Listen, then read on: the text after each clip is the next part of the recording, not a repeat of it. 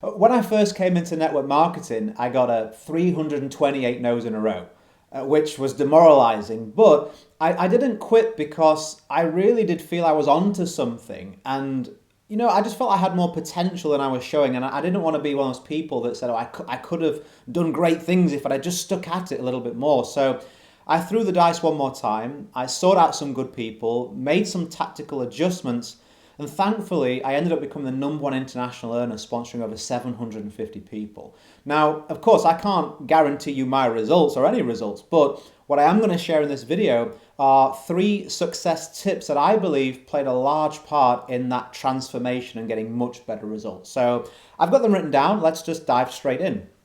Number one, I believe at the end of every week, you should have a meeting with yourself.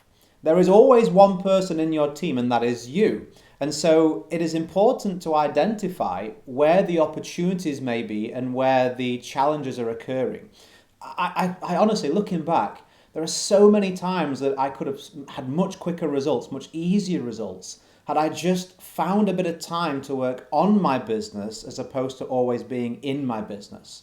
And so quite simply, you can ask yourself at the end of the week, what worked, what didn't, and what are you going to do about it? And then put those items that you're going to do in your calendar or diary, whatever you use.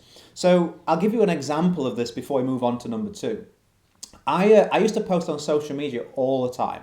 Every platform, all different areas, different, whatever the post should be, I was like putting it all these different places. And I got my coach ask me, Richard, where did all your sales come from this past month? And I was like, well, I think no, not what I think. Where did they come from? And when I look back, I was putting so much time into social media posting and messaging that managing that was just eating up all my time, and my leads weren't even coming from there. I wasn't generating much interest, and the people that were interested on those platforms weren't really buying. And so I found three platforms, which I now teach. This ended up becoming a product of mine because I was like, wow, I'm really good on those three platforms and none of them are social media. That's where my income is coming from.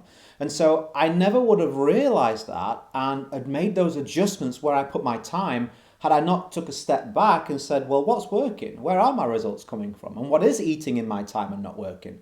So I recommend you do the same every week to constantly make adjustments and improvements, which is what success is about. We take an action, we get an outcome, we make an adjustment based off that outcome. I think a lot of us in this industry don't find the time to make that adjustment. I hope now that you will. Second of all, take one clear day at least per week away from building your business.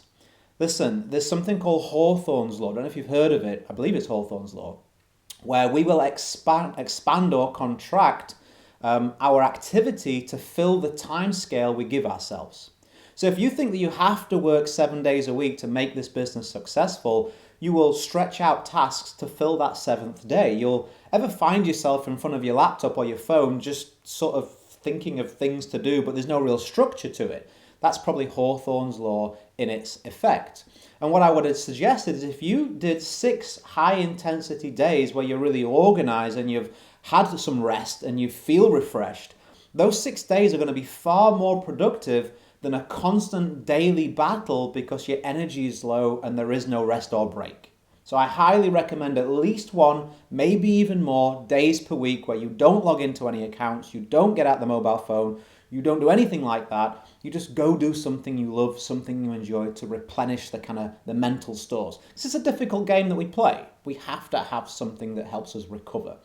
Next and final point would be learn passive lead generation. If you're serious about being successful in network marketing, you have to understand that every network marketing business is fueled by what? What keeps the machine running? It's leads, interest. You have to have people coming to you if you ever want to get freedom and you ever want to really grow significant results. I'll tell you why. If you're going to someone else, that means you are having to convince someone that didn't raise their hand. That is a long, slow, back and forth process. You have to really convince them.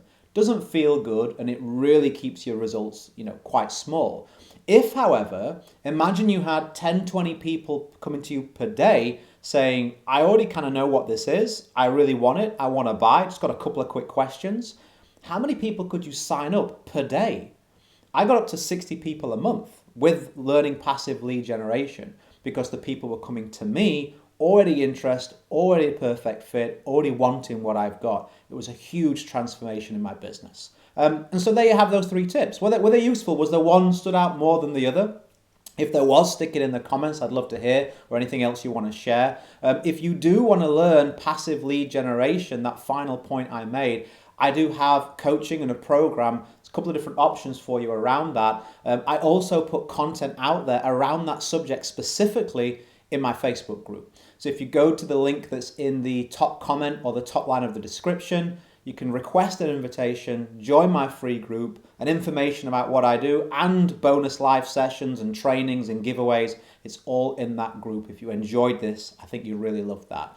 As I always say, go create a day in a life that counts. Always have more desires than excuses. And I hope this finds you well. Bye for now.